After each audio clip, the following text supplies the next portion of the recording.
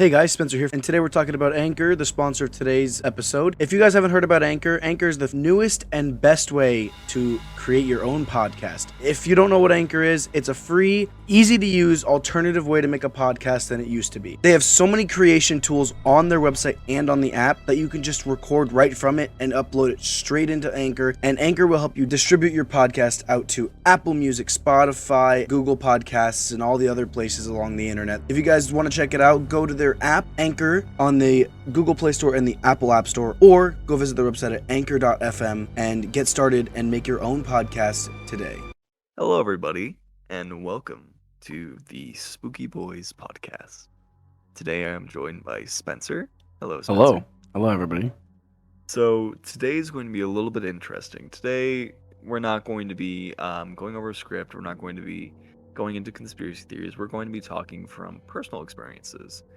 Because I don't know about you, Spencer. I know you said you have a couple good spooky stories, but Yes. I also have quite a few spooky stories myself, which has kind of made me into being more of a conspiracy theory believer than anything else. So with that, do you have any other words before I start getting into it? No?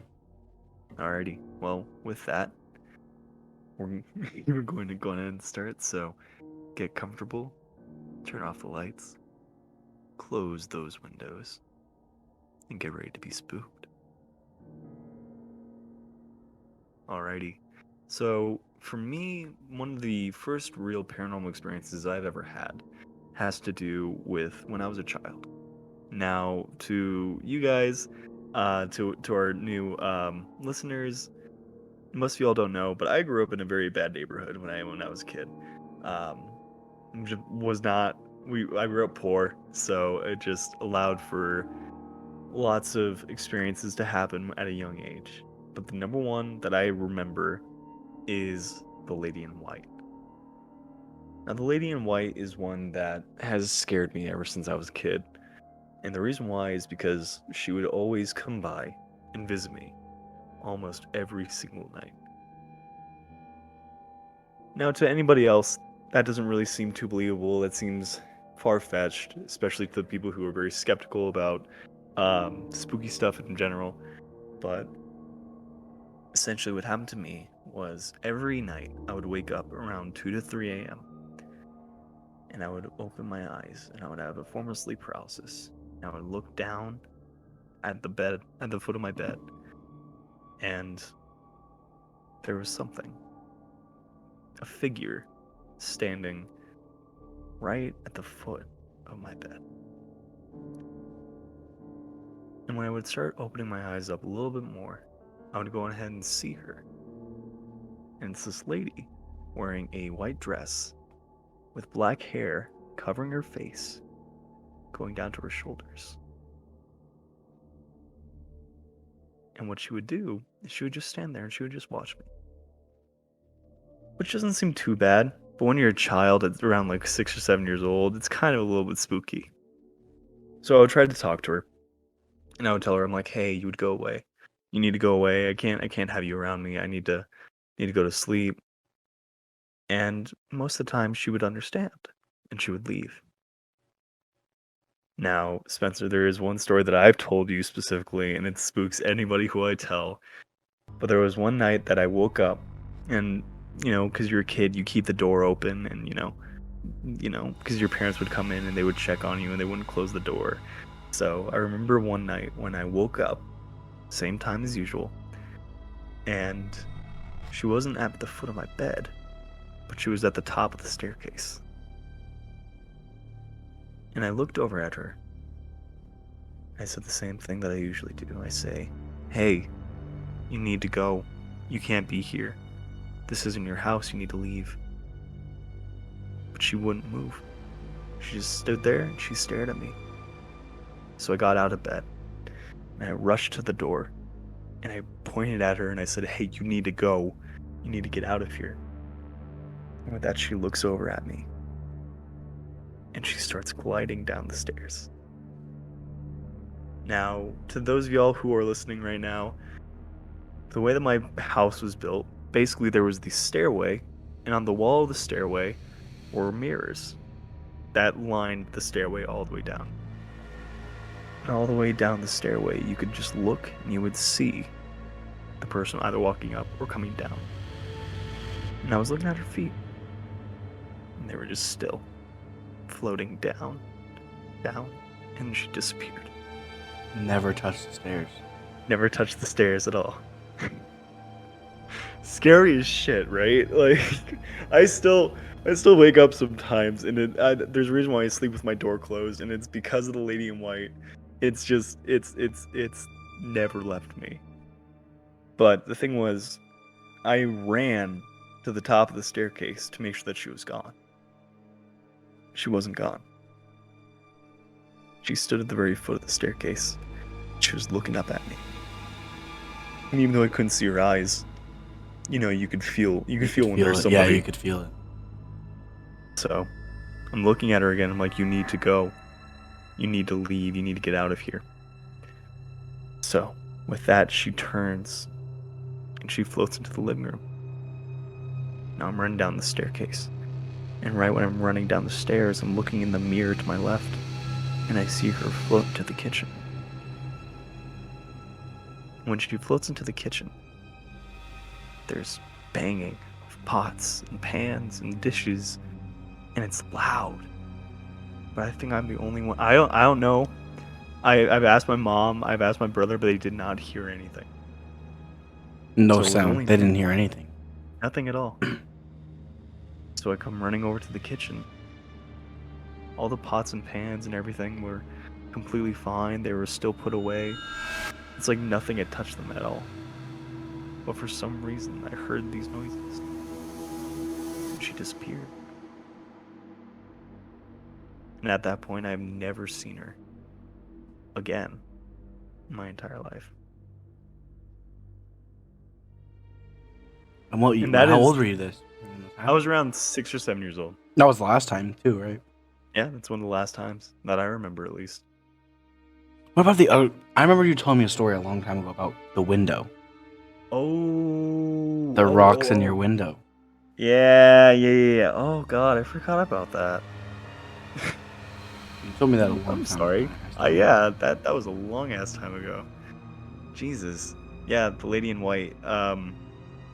I don't remember if that was at the townhouse or if that was in Mesa. Do you remember? I think that was the townhouse. I think it was the townhouse. Because it wasn't your Mesa house, because your backyard and your Mesa house doesn't lead to an alley, because you said it was down by a bush, and I don't think there's any bushes around your window at your house. No, you're right. So it was definitely your townhouse. It was the townhouse. So essentially what happened was I heard what sounded like pebbles hitting my window. And the way that my house was... Hold on, give like a little bit of backstory on that, like what time it was, like, okay. What happened, because you were sleeping, right? I was asleep, yeah. Yeah. And honestly, I don't know if it was just my overreactive imagination at that point. It was around 3 a.m. I woke up again, and I heard what sounded like tapping on my windowsill, like right on the window. So I opened up the window, and I looked out, and there I saw the lady in white standing out in my backyard. And I was creeped out because this is the first time that, I wasn't used to her standing right at the foot of my bed. She was somewhere completely different. And that's what spooked me, because I was used to her at that point, It's like from up to that point, like even the last time you saw her, she was in your house. Exactly. And the fact that by that point she'd never been outside. You've never seen her anywhere else before. Exactly. Until then. And then it's like, why is she outside? Exactly. What caused her to be outside? And that's the thing, and I just got chills thinking about it, because I have thought about this thing. My brother doesn't admit it, but my mom has a story from my brother regarding something that he saw go into our air vents. I don't think I've told you about this, and I love that there's literally like an air vent. Yeah, right here. I was looking at it on his camera. There's a vent right behind his head. Yep. When he said that, I was like, "Hold up, let me look a little closer on that one." But essentially, what happened was I don't know if it was the middle of the day, if it was nighttime. All I know was the story from my mom was my brother woke up and he went over to my mom and he said, "Mom, something flew into the air vent." And that's all it was. He described it as like this black figure, this black smoke, this black thing flying into the air vent. And a little while after that was when I saw that the lady in white had left the house. Interesting, right? Okay, so she went through the air vent. Or She could. or Or something is- else is came in. because from what I know, from what I've heard, spirits and demons can change their form to appear as whatever they want you to see. So was the black figure a different form the lady in white took, so your brother didn't see the lady in white? I just scared myself because I'm sitting right next to a door. I can show you. Oh my god! I'm sitting right next to Oh a my window, god! and I saw something move, and it scared the piss out of me. You have no idea. We're talking about this shit, and I'm like, I look over and I saw something, and I'm like, what the fuck is going on? Yeah, but no, like Um, from what I've heard is demons and spirits can change form Right. to appear as what you believe them to appear like. hmm You know, it's what's the more scary kind of version. But to kids, it's hard because at the age you were at, for kids, demons don't know what you're afraid of yet. Yeah. They only take form of what they believe. You know? See, what I thought was interesting was, to me, the lady in white wasn't a scary thing. I It mean, was she more. was a It was little more bit of like a. a comfort. Yeah, She for was- you it she had was to a come. It comforting was spirit. comforting. You know, you were going. Well, So- you also have to think of the time that it happened. That you were going through hard parts of your life already at that point. Oh yeah. So And that could be it, but the thing was, I feel like, and this could just be my perception of it, you know, coming from the aura that I picked up from the house, but the lady in white wasn't a bad spirit. I felt like she was a very protective spirit, especially with what was going on in my life at that time, especially because I almost got hit by a car during that time. I don't think Wow. did I not tell you this? no, I've never heard about this. So my brother and I got into a snippet before we left the house. It was like early in the morning. It was like 6 a.m. and I was really annoyed at him. And because I'm a kid, I'm not listening to my older brother because he's being a butthole, in my opinion. And I'm like, oh, I don't want to listen to you. I know better. So And as a kid, you're I'm irresponsible too. Exactly, you're irresponsible. And my brother was the one who was in charge of me. So I remember I was riding my bike in front of him, and he was yelling at me. He's like, Justin, Justin, Justin.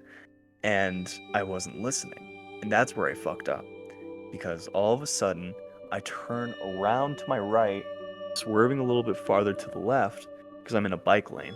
So I'm going farther into the actual street lane.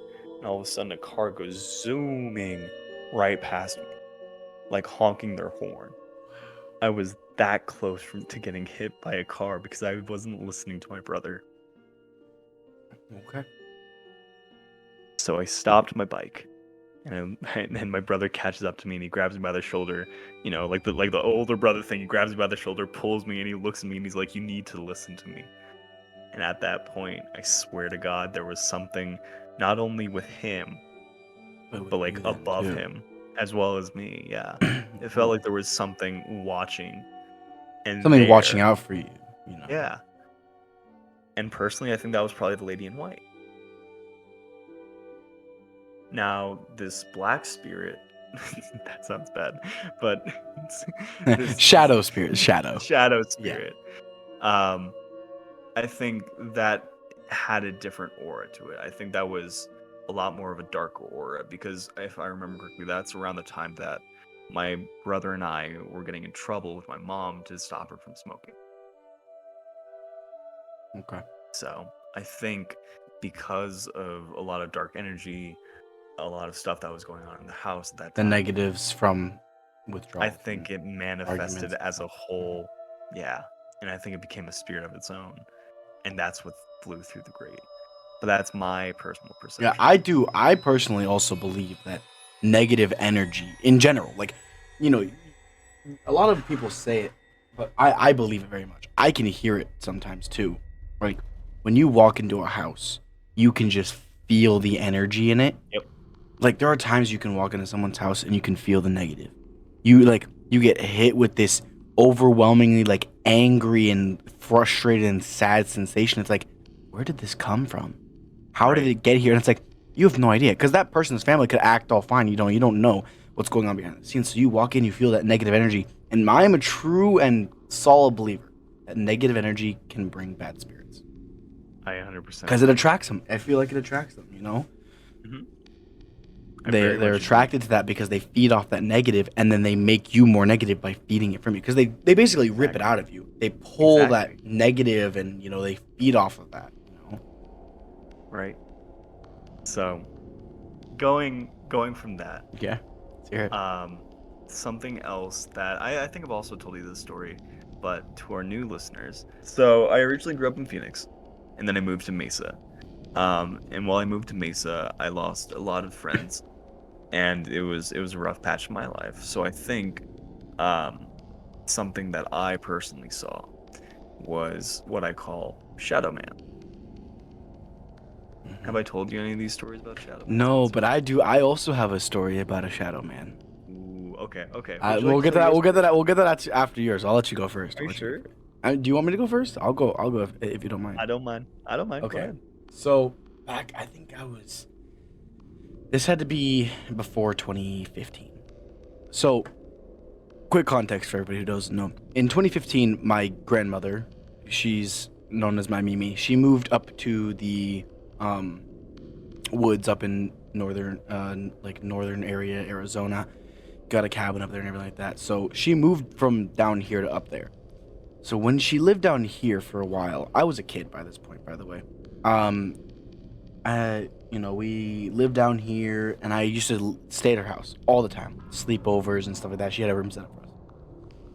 I was around the age of 6 or 7 when it first appeared. I was sleeping in the night, and I walked from my room to my bathroom, just go to pee in the middle of the night, right? And as I'm going to the bathroom, I finish up, I'm washing my hands.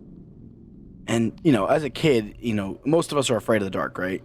I was not I'm a kid. afraid of the dark, dude. I'm not. As a kid, I wasn't afraid. I still confidently do it.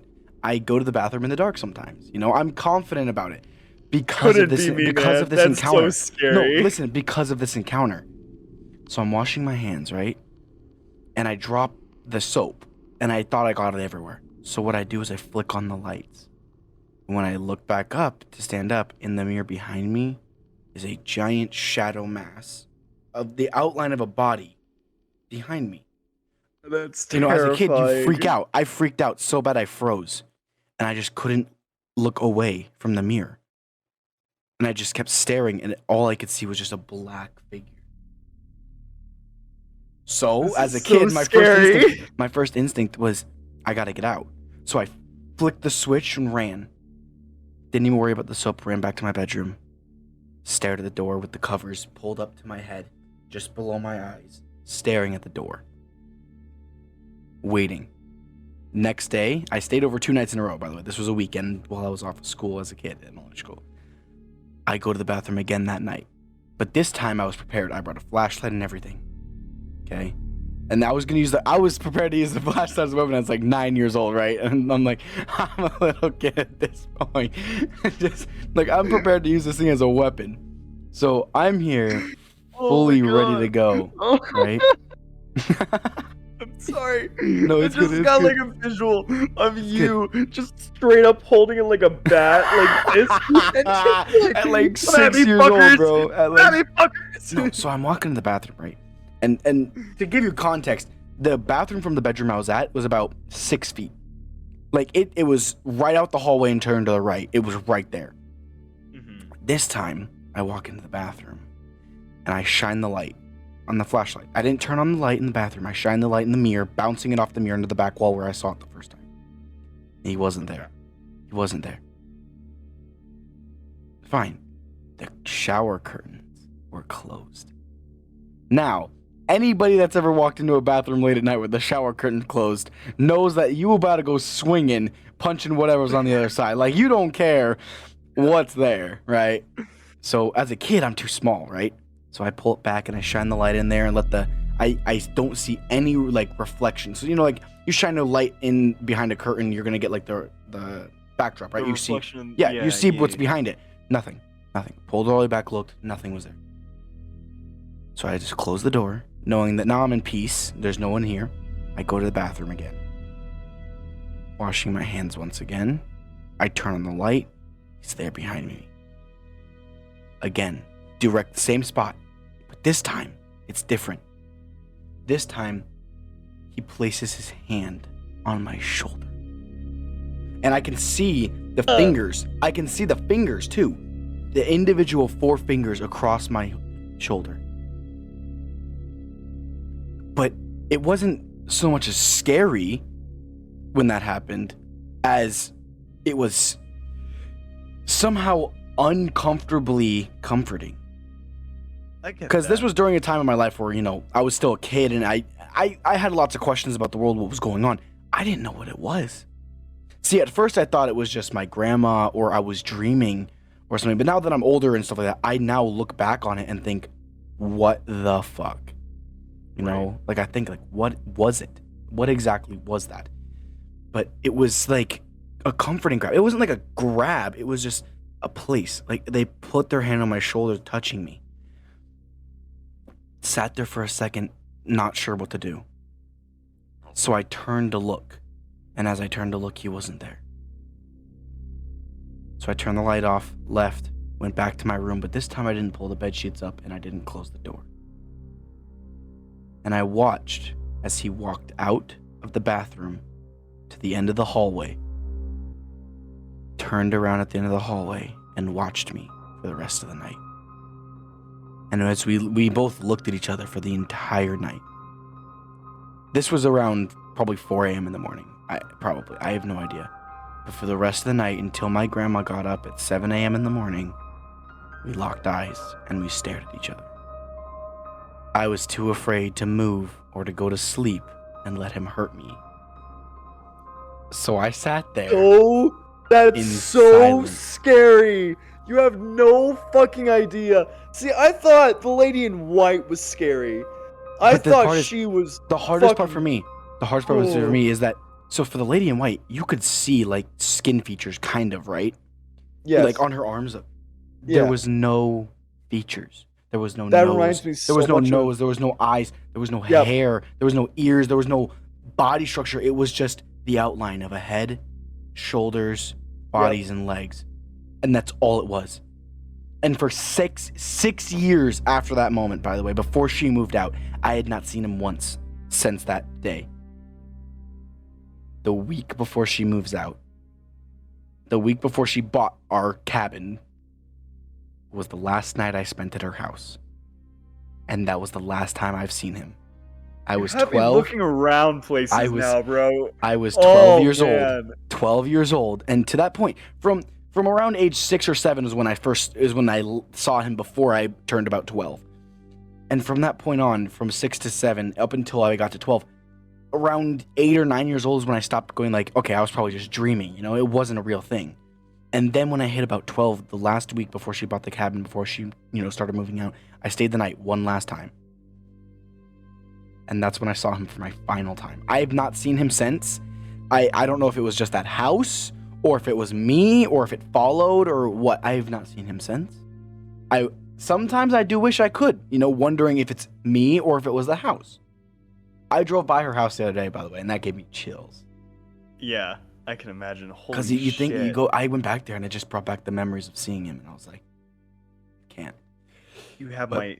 At 12 years So- old, this is the last time I saw him, by the way. Ooh. 12 years old. I'm at the age now where I can believe in ghosts and understand that they're real, you know, in my head. And this is the point, like, even before the cutoff of everybody thinking magic is real and Disney and blah, blah, blah, you know, all that stuff. So I'm up until this point, you know, believing in that. And by this point, I had already gotten most of the other stuff spoiled for me, knowing that it's not real. You know what I'm talking about. I'm not going to spoil for any of the younger viewers that are watching or anything. But if you're a younger viewer watching this, please, yeah, please have please don't have parental nightmares. consent. Yeah, please have parental supervision here, and I'm sorry if we give you nightmares. Okay. That is not our intention whatsoever. Yeah, we're just sharing our stories. No, but so at this age, it's still the same room, by the way. I slept in the same guest bedroom since I was at 6 until I was 12 at her house. Right? Right. And up until that point, I hadn't seen him from 6 till 12. So it's probably 2 o'clock in the morning during this last encounter, and I'm hungry. And my favorite snack as a kid was cheese. Was Colby Jack cheese, no cap. I used to cut little slices off and eat it. All right. So I go to the kitchen to grab cheese. Little rat, and you just go. Yeah. That's where my little buck teeth come in, you know. No, so I go to the kitchen, right, to go get cheese, and I get to the kitchen, and I'm just standing there cutting my cheese. You know, everybody's asleep, and I hear in the other room whispering. Like little crickets is what it sounded like crickets, but with voices. It was quiet enough that it wasn't like you couldn't hear, but it wasn't loud enough that you could. It was like just in the distance, like a fly hitting your window when it's silent. Like you could hear it, but you don't know, right? So I hear it. I'm like, who's up, right? Because no one else was at the house at this point but my grandmother, and it was in the room where my great grandmother lived before she passed away. So I walk into that room. There's nothing. Then from behind me in the kitchen, I start hearing the whispering again. So, you know, as a curious kid, I think there's someone just playing a trick on me. You know, it's my younger brother or older brother. You know, they just pretended to not stay the night and then slept in the living room or whatever and wanted to joke around with me. So I go back to the kitchen. Goes silent again. So I sit there for a second, waiting for it to go off again. And that's when I hear the door to my great-grandma's room shut. It went from... Because I left it open when I left that room. And it shuts. So, you know, you do that little, like, what? You flip your head around, like, what the hell? So I look, right? And There's nothing. So I walk back to that hallway, you know, just going like, okay, whatever. Probably the wind. Her window was left open. I'm walking back to my room. I take the corner. So how it's aligned is, you know, the family room's here, and then you take like the first small hallway. It's probably like a 2-foot hallway, and then you take a right to go to the guest room, and you go down like 10 feet to the guest room. My great-grandma's room is right in that first hallway. So I, you know, look at the room, twist the knob, it's fine. I open it, nothing's there, close the door. I turn right to go back to the guest room, and he's standing in the doorway again. To my room, mind you. The room I was staying in. And as he's standing there, I refuse to go in. I turn around and I walk back the other way. And as I'm walking towards my grandmother's room, my Mimi's room, I hear him shut the door. And I hear scratching for the rest of the night on that door. I wake up in the morning, I go check, the door's open. And that is the last time I saw the Shadow Man. That's absolutely fucking terrifying. It is. And the fact that I still have no idea what happened those 6 years I didn't see him. Right. You know? Oh man, that gave me actual chills. Halfway through that, to our listeners, I've been looking around my house because I am currently on edge because I am spooked. So... Yeah, I was trying not to laugh the whole time watching him flip his head back and forth at every window and wall. It doesn't help because literally like, the way that the living room is set up, there's the front door to my left, which has a little tiny window which people can look their head into, and then to my right, I showed you, but to our listeners, there's a doorway, like there's a door, like a sliding glass door. It's the balcony, right? Yeah. Like straight up to a backyard, and past that backyard is just like a little like I don't know, a parking lot. Jesus.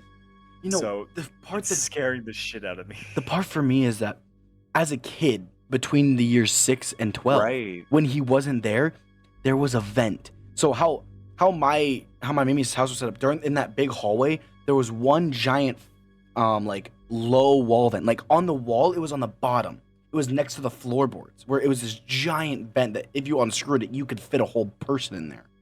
Right. You know? And I think now that I look back on it, it's like thinking about it, it's like, why was there a vent on the floor? And that was the only place it was. And all the other vents were on the tops of the walls and in the ceiling.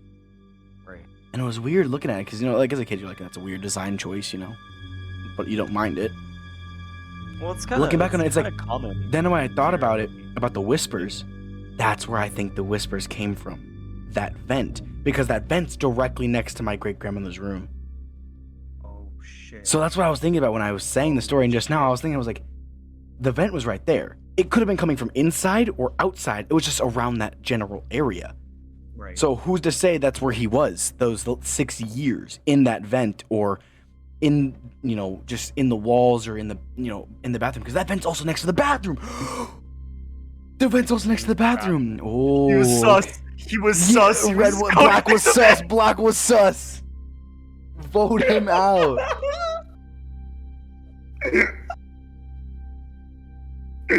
Oh my god. Oh, it makes so much sense. You were among us, sus. Oh yeah. No, but that is probably the most terrifying thing I've ever experienced in my life too. And to think, if that happened today, I would be traumatized. I would be traumatized. Piss my pants. I probably did back then. I just don't remember because I was just so scared I didn't even pay attention. And by the time, even when I was 6 and I had to stare at him at the end of the hallway for 4 hours or whatever it was, I probably pissed my pants. But I probably was just too focused on not looking away that I just didn't notice and it dried. I do not blame you whatsoever, buddy. At all. It is just one of those things that I think back to and it's just how did I not, ever say anything? And I did. I brought it up to my Mimi a while ago, asking her about it. And she has no idea. But my younger brother, Jordan, he says he swears he saw something. But he doesn't know what it was. He just knows that he saw something at the end of the hallway, which was black. Just a black outline of something. He didn't know if it was a person or if it was just his eyes playing tricks on him. And he stayed in that same bedroom I stayed in. It's interesting. So, and throughout those 6 years I was staying there, I still stayed there every other weekend. For Saturday and Sunday, and then I'd go back to, for Friday, Saturday, and then I'd go back home on Sunday morning or whatever. Right. So I'd stay there for 2 days, 2 nights, and I'd still not see him for 6 years. And same thing with my brothers. But then there'd be nights where I swear I hear something, I wake up, and then nothing's there. So, that even happens nowadays too. I don't know if he still follows me or not, but there are days where I wake up in the middle of the night hearing somebody talking. But I have some people that live in my house. I don't know if it's me or if it's them or... That's very true. But it's at 4 a.m. in the morning every time. And that's exactly when all of these encounters happened with the Shadow Man. It was about 4 a.m. in the morning. And I would say 3:33, but it's not. It was after. It was closer to 4 a.m. when all of these encounters happened. Because it was getting close to the time where the sun started to come up a little bit, during the summer times. Yep. So you could see the barely break of dawn around 4 to 5. So it was in between those 2 hours when all these encounters happened. And now I start waking up in the middle of the night recently at around 4 to 5 a.m. And I'll just wake up and I'm on the phone. My phone screen's on and it'll be 4:30 or 5 o'clock in the morning. I'm like, why? Why am I up at 5? And it's so creepy, and it's you feel you hear things, but you don't know if it was just you daydreaming or whatever. Right. It's crazy. All right, let's get into your Shadow Man story now. We got a big one here. Well, I was actually gonna avoid Shadow Man. Oh, you're gonna avoid it. Why are we avoiding it here? Because I think going to Tombstone would be a little. Oh yes, Tombstone. I have a story from Tombstone, but it's not my personal experience. It's one of my friends' personal experiences. But I'll let you go. I'll let you go first. No worries. You have a personal one, don't you? I have 2 personal ones actually. Oh, that's right. You've been more than once. I forgot. Yeah. Yep. So, to everybody who doesn't know, Tombstone is one of the oldest cities in Arizona. It's originally from the Wild West. There's a movie based off of Tombstone, and in one specific place, the Birdcage Theater is supposed to be known as one of the most haunted places in Arizona. Ghost Adventures has been there, as well as a bunch of other paranormal investigators. Yeah, paranormal investigators. They've all been there. It is widely known as one of the most terrifying places, and I just so happened to get lucky and be able to sit and go through in one of those ghost adventures with my family to the Birdcage Theater. Now, I was around a kid at this time. I was around 9 or 10 years old, and um, my brother, my mom, and I decided to go to Tombstone. So we spent the entire night there. We spent the entire day there, and come nighttime, we already scheduled this ghost adventure, and we were going through a tour. We have these EMFs. We're trying to pick up any form of like radio as well as electric spikes and stuff like that.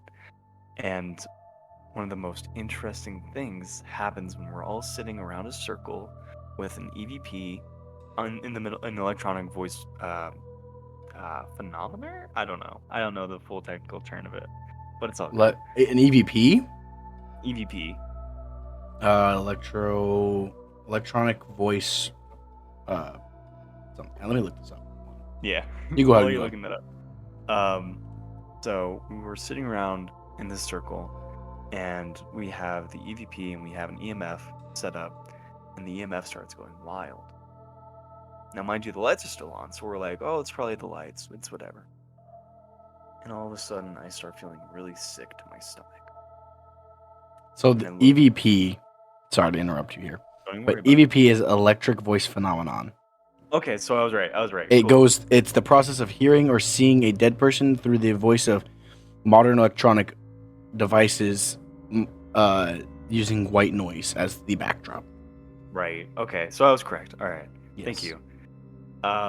So we're sitting around. The lights are still on, and then EMF is starting to go off. It's starting to get to like 9 to 10 on like a 1 to 10 range.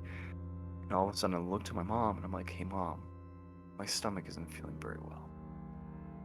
And she's like, "Okay, well, do you need to go?" And I'm like, "No, I want to be here. This is my very first experience with really like surrounded by other people and trying to find spirits. So I wouldn't pass this up for the world." So I am waiting for the lights to go off, and all of a sudden I get chills, like through my entire body. I was completely fine. My stomach started hurting, and it went straight through my sternum, all the way through my back, and it gave me goosebumps. And at that point, I closed my eyes, and what I call chill bursts, where it's like immediately your like muscles start tensing up, and then they relax. And I look over at my mom, and my mom is staring at me bug-eyed. And I ask her, I'm like, what's the matter? What happened? My stomach pain disappears. And she looks at me, and she says, "Honey, something just flew through your body." I wish I could say I was joking. That caught me off guard. Oh my god. Yep. She said a black figure, a black cloud went through my chest right when I got the chills and disappeared on my back. Oh my god. And throughout the rest of the night, we picked up voices, we picked up conversations, we tried to communicate. That was it. We had sage in our car, so we cleansed ourselves. We were like, "You're not allowed to, come back with us." But right before we got to the car that night, something even weirder happened. So we were walking away from the birdcage. We were like, "Okay, we're finally done. We're gonna head home." But while we're walking home, you know how there's like lights, because it's essentially like an old. And whenever you picture like an old Western movie, you know how they have like the saloon and like the little areas in between. Yeah, the little alleys between each and every little building. alleys. Yeah. So we're walking through one of these alleys, and I keep looking behind me, and I see this figure following me. I'm like about like 12 paces back, but it's there. And my mom's turning around too, and she sees it. So she grabs me by the shoulder and she pushes me forward, and we're walking. And she keeps turning around, she keeps turning around, and all of a sudden she stops. She says, "You need to go away. You need to go away right now." And I turn around one more time, and it's gone. Now that's only one experience I've had at Tombstone. The other experience. Tombstone. I've Go been to ahead. Tombstone once, but I've never experienced anything. I didn't experience anything at all. And, you know, I wish I did, because everybody else that went with me that day swore they saw something that I Right. didn't see, and I was looking there too. And it's like, sometimes I think to myself, I'm like, well, maybe if I believed harder, I would have seen it, right? But I don't think that's what it is. I don't think that if the spirit doesn't want you to see them, you won't. That's what I believe. I believe if they want you to see them, you'll see them. That's what I believe. So the second experience that I had there wasn't actually one with me. I was sitting right next to my brother, and this experience happened to him. So we went to the Birdcage Theater a second time. We decided to go back. How many to years Tombstone. later was this? It was around like 2 or 3 years. 2 or 3 years later. Somewhere around there, if I remember correctly. So we're sitting in this circle again. Same place, Birdcage Theater, same chairs. We decided to stick to the same chairs. And all of a sudden, everything's quiet. You know, people are asking questions, and then it gets really quiet. All of a sudden, the spurs that my brother bought earlier that day Are spinning. and they're making noises. You just hear clink, clink, clink, clink, and that's it. And I look down, and I look over at Alex, and I go, Alex, your spurs are spinning. And he goes, no, that can't be possible. Like, I'm not moving. I'm staying still as I can. And he's like, I can hear them moving. What the hell is going on? Maybe there's wind. No wind. No nothing. The spurs are just spinning by themselves. That's crazy. Oh my god. And I think, like, it's hard to make them spin in the first place. Right? Like, you got to put pressure on it, so it can't be wind. Wind couldn't do Right. it. Like, even if you kick your foot on the ground, you got to roll them a little bit to push them. Right. That's a lot of force. Oh my god. I forgot how hard it was at Tombstone to, like, for people not to experience things. And then there's me who just goes and doesn't experience shit. Like, what the fuck? Right? It's just Like, look, man. I'm sorry. yeah, buddy. but hearing this story from you is like that stuff happens all the time there, especially because it's just so, like, supernatural and, like, paranormal, Right. you know? There's so much stuff there, and there's all these things that happen. It's just crazy. But going off of my experience, when I went, I didn't experience anything. But my friend told me the whole experience, right? So we go to the Birdcage Theater as well, right? We're sitting there, and there's these paranormal investigators, or whoever it was. They were, like, you know, running us through, like, how they do, like, investigating on paranormal stuff. I was like, okay, you know, the basic crap that you get when you go to Tombstone every time, right? Like those people that believe they're the biggest paranormal investigators in the world, and it's just like, no, you just came to Tombstone because you want to show off your equipment. But so they get there and they're like, oh, so this is how we use this. This is how we use this. And I'm sitting there and just joking around with them, right? You know, we're all just joking, like, oh, they're so cool. They brought their equipment. They brought their thousands of dollars of stuff. They're not even cool, right? I'm sitting there, we're joking, we're all sitting down, and all of a sudden they all lock eyes on something. And I'm still laughing at my joke, by the way, like, you know. Like, I still think I'm dying laughing at something, and they're all silent, straight face, staring, just like that. Nothing. Blank faces. They all started going pale. And I'm like, what is it? And they're all staring into the distant corner of the birdcage. And they all said they swear they saw someone with a blurry face and a cowboy hat. But no body. Just like from torso, like top torso, hat, blurry face, and that was it. And they said they swore they saw him walk out the door. And I'm sitting there, I'm like, what the hell did I miss? I wanted to experience it. And the people that were there, the paranormal investigators, said they caught it. They're like, yeah, we caught that on video. And they showed the video, and it's just a little light orb on their video. That's all it is, just a little light orb. So in my mind, I'm like, okay, now I have to kind of believe that something happened because they caught it on video and my buddies saw it. Like, two of my buddies saw it at that point. No, but like, I swear I didn't see it, and I was looking exactly where they were looking. But it must have been one of those things where, like, they saw it, and then they all saw it at the same time, and I just was late. Right. But they were like, so, if you guys know what the birdcage looks like, I'll put a photo up on the screen. But he went from like 2 feet away from the door.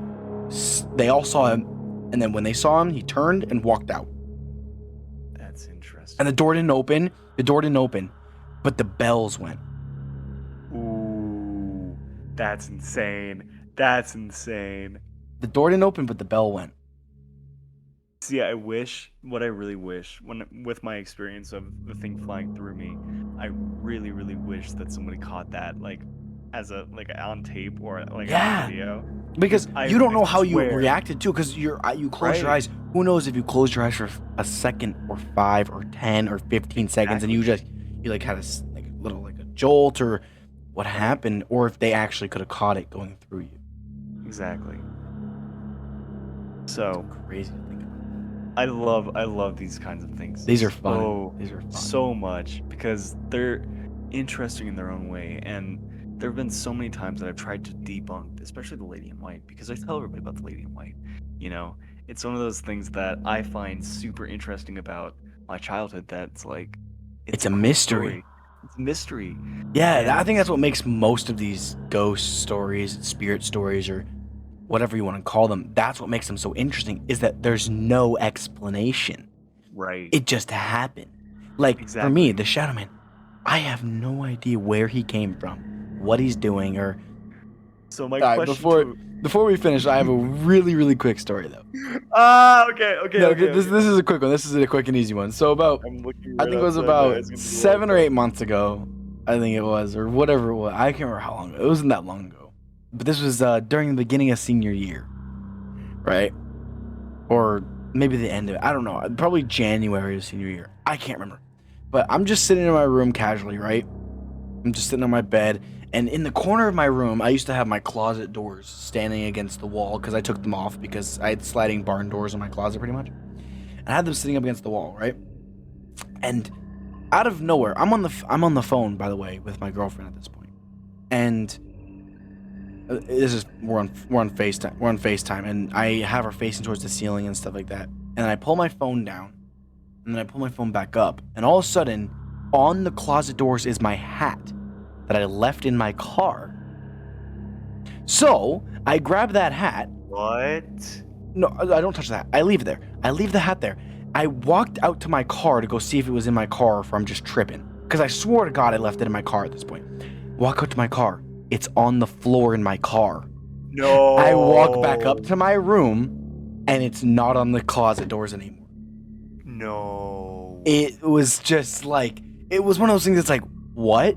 Like, I was just genuinely confused. She's freaking out at this point. Like, she's like, there's a fucking ghost in your house. I'm never coming over. Like, I don't. Freaking out. Okay. Can I throw a conspiracy theory in here really quick? Go ahead. I don't think that was a ghost. I think that was a time traveler. That's my perception of this one. I don't think that's a ghost. I think a time traveler grabbed your fucking hat and moved it because he screwed up on something, and you noticed that he screwed up on something. Oh, okay. I like That's that. what happened. We'll dive into that next time. Scared myself in my hand. I watched the whole computer jump and I got scared. I moved my hair and I looked over and I saw my hand and it scared the shit out of me. All right, we'll dive into that one next time. We'll dive into that theory next time, because I have a lot of theories about that. Oh, yes. I do. I have a lot of theories and paradoxes that go along with that. So we should talk about the Mandela effect while we're at that one too. Yes, we can. We can also do that. That'll be next episode. Because that's a conspiracy theory for another day. Yeah. Alrighty, but yeah. So this has been good so far. This was a really good one. Actually, I'll admit that. This has been a really good one. This episode has been one of my favorite episodes, just because I enjoy just sitting down and just chatting about this kind of stuff. So my question to our viewers, to our listeners, is what do you guys think of these stories? Do you guys think these are true?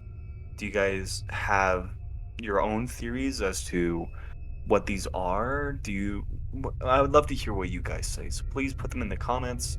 Please reach out to us via our new Discord that we actually have up here. That'll also be in the description of our YouTube episode, as well as any other place that we can put with our podcast Right now, yeah. right now, at least. So please feel free to reach out to us with your own scary stories as well as your own experiences, because we would love to talk about them and hopefully have you guys actually on the show. So if you do have any spooky stories, please reach Send out them to us. Yeah. We'll leave the email as well if you want to send us through email, or visit the Discord and leave a spooky story there. And he's still freaking out over there. Thinking there's Nah, something in his I'm a fucking lot house. better now. I'm a lot better now. Alrighty. Thank you for tuning in to the Spooky Boys podcast. And we'll see you all next time. Stay spooky. Thank you so much.